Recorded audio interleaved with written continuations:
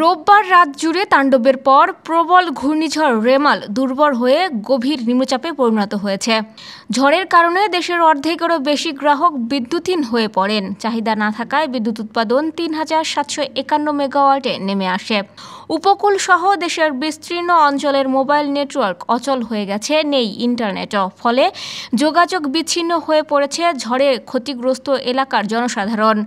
রোববার রাত থেকেই অনেকে ফোনে আত্মীয় স্বজনের সঙ্গে যোগাযোগ করতে পারছেন না। এক কথায় দুর্ভোগে দেশের কোটি কোটি মানুষ। এদিকে ঝড়ের পর সারা দেশে ৩ দিন অতি ভারী বৃষ্টির আভাস দিয়েছে আবহাওয়া অধিদপ্তর।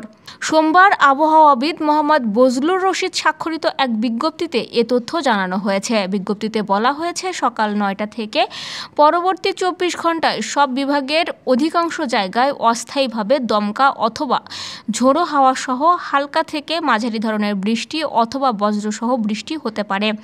সেই সঙ্গে দেশের কোথাও কোথাও মাঝারি ধরনের ভারী থেকে অতি ভারী বৃষ্টি হতে পারে। অতি ভারী বৃষ্টি মঙ্গলবার পর্যন্ত অব্যাহত থাকতে পারে, তবে ঝড় বৃষ্টির প্রবণতা অব্যাহত থাকতে পারে আগামী বুধবার পর্যন্ত। ডেস্ক রিপোর্ট, গ্রামের কাগজ।